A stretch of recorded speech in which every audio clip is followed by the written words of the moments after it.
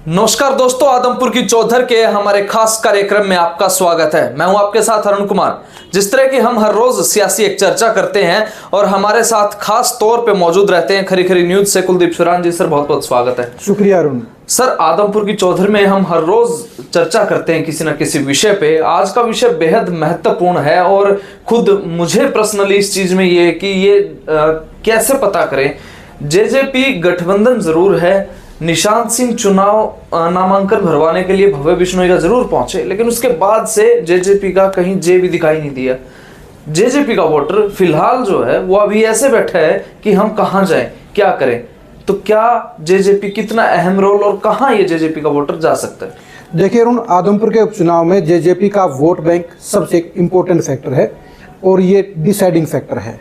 JJP का पिछली बार 2019 में 15,000 वोट जेजेपी ने हासिल किए थे और ये वोटर आदमपुर के उपचुनाव के चुनाव परिणाम को डिसाइड करने में सबसे अहम भूमिका निभाएंगे, क्योंकि ये वोट बैंक ऐसा है जो पिछली बार बीजेपी के खिलाफ था, वो कुलदीप बिश्नोई के खिलाफ था। तो ये वोट बैंक अब की बार कहाँ जाएगा? सवाल ये उठता है कि आज की तारीख में गठबंधन में जेजेपी शामिल है, लेकिन जेजेपी के नेता अभी तक फील्ड में नजर नहीं आए हैं। ये अलग बात है कि अभी तक जो है बीजेपी के बड़े नेता भी नहीं आए हैं अभी, क्योंकि लगता है दिवाली के बाद इलेक्शन चलेगा और निशांत सिंह का इलेक्शन में नामांकन के दौरान आना यह बताता है कि दोनों पार्टियों पे अच्छा तो हुआ है।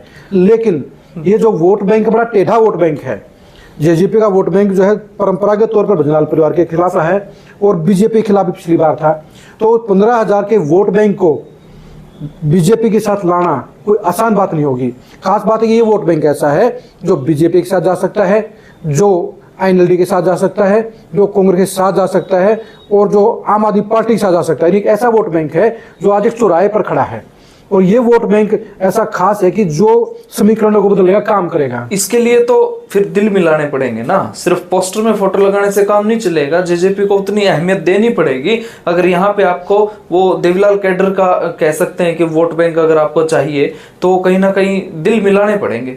देखिए अरुण, सीधी सी बात है, जो बीजेपी ने जो एक लक्ष्य रखा 1 लाख वोटों का, 1 लाख वोटों का हासिल करने के लिए ये जेजेपी को साथ लेना बेहद जरूरी है। अगर जेजेपी का वोटर साथ में नहीं आया तो ये तय है कि 1 लाख का लक्ष्य किसी सूरत में पूरा नहीं हो सकता है।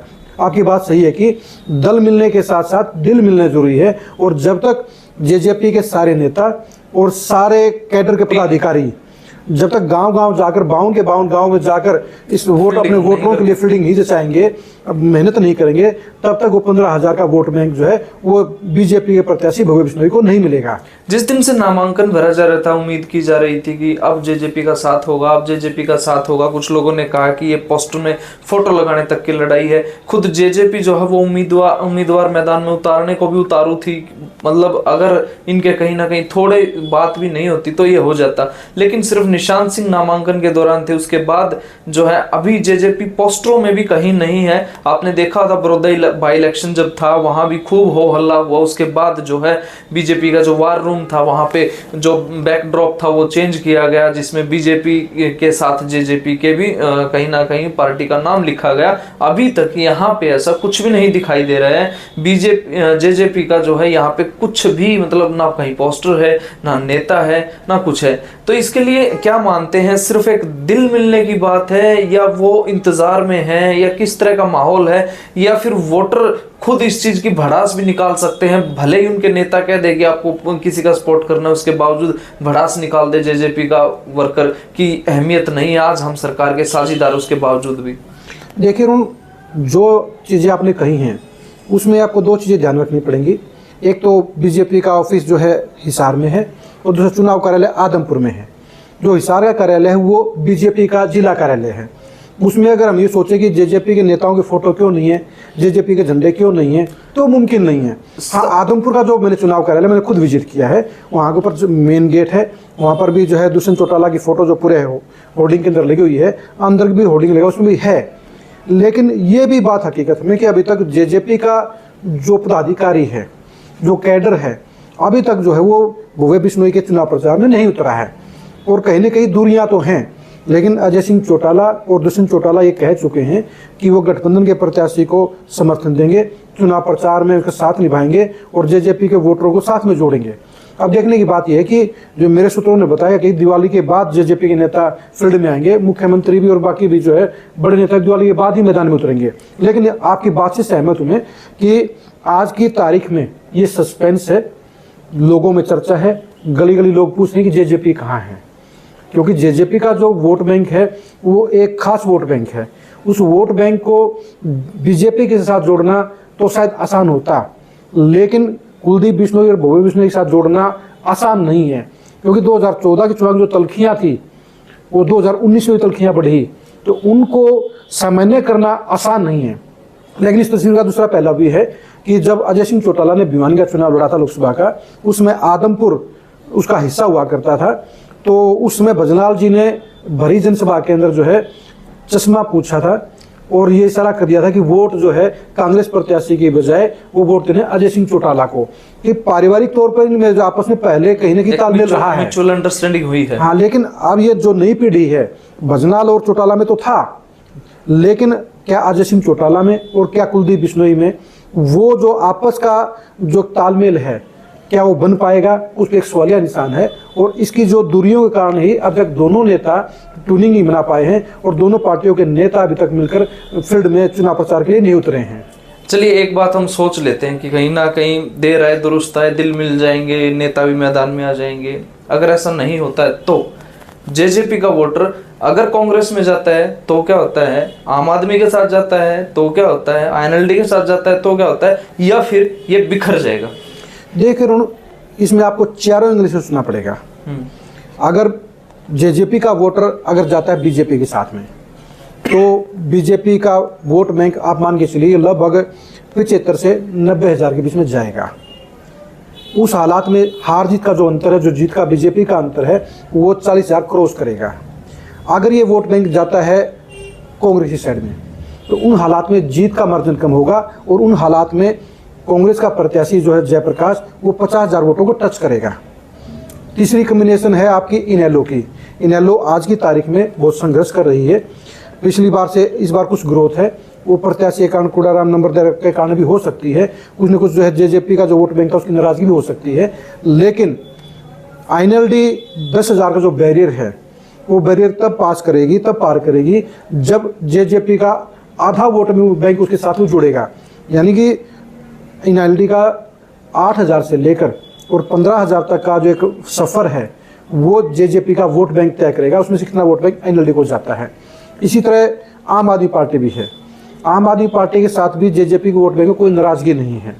अगर उनकी ट्यूनिंग बीजेपी के साथ नहीं बढ़ती है तो उसमें कुछ वोट बैंक ऐसा जरूर होगा जो आम आदमी पार्टी के साथ भी जाएगा, क्योंकि आम आदमी पार्टी का कैंडिडेट भी जाट बिरादरी से है, तो वहाँ जाना, क्योंकि अब आप देखिए कि वो वोट बैंक हुड्डा के कारण कांग्रेस को भी नहीं जाएगा, वो वोट बैंक कुलदीप बिश्नोई के कारण बीजेपी को भी नहीं जाएगा, वो वोट बैंक कहीं ना कहीं आईएनएलडी के साथ भी, जो आईएनएलडी का जो फ्यूचर जो डाउन देखते हुए शायद उधर भी पूरा ना जाए, तो जो टुकड़ों में बटेगा तो उसका एक हिस्सा आम आदमी पार्टी को हो जाएगा। और आम आदमी पार्टी भी अगर कोई बड़ी ग्रोथ करेगी, उसको अगर नंबर 2 की लड़ाई में आना है, तो उसके लिए जेजेपी के वोट बैंक का उनके पास में आना बेहद जरूरी है। एक बात आपने कही कि अगर थोड़ा वोट बैंक जेपी को जाता है इसका, तो 50,000 को टच करेंगे। क्या मानते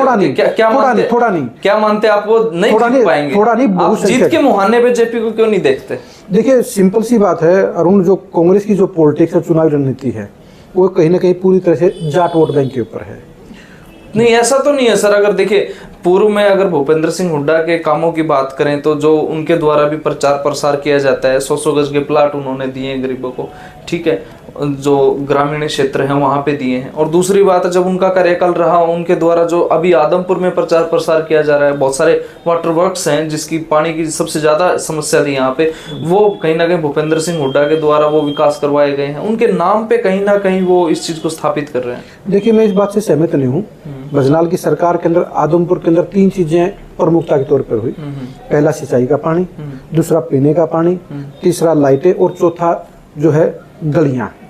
वो चारों चीजें आज भी अगर आपको ईंटों की गलियां बनेगी तो कुछ अभी ब्लॉक्स लग गए हैं, तो चारों चीजें भजनाल ने इस हल्के को पूरा कंफर्टेबल बनाया था। भजनाल के दौरान ही जो विकास कार्य सब ज्यादा विकास कार्य हुए। जहाँ तक हुड्डा की बात है, हुड्डा का असर जो है जाट वोटरों में तो है, लेकिन गैर जाट वोटरों में बीजेपी और भजनाल परिवार दोनों ही वर्चस्व रखते हैं। और जाट वोट बैंक आप मान के चलिए, जाट वोट बैंक जो इस आदमपुर हल्के का है वो बीजेपी में भी है, वो जेजेपी में भी है, वो आईएनएलडी में भी है, वो आम आदमी पार्टी में भी है। तो अकेले आप एक वोट बैंक के बलबूते पर, वो भी 60 या 70%, उससे ऊपर नहीं है, तो उसके बलबूते पर आप फाइट में नहीं आ सकते हैं। क्योंकि 1,70,000 में से जो है आप मान के चलिए कि 1.25 लाख वोटर हैं वो गैर जाट वोटर हैं।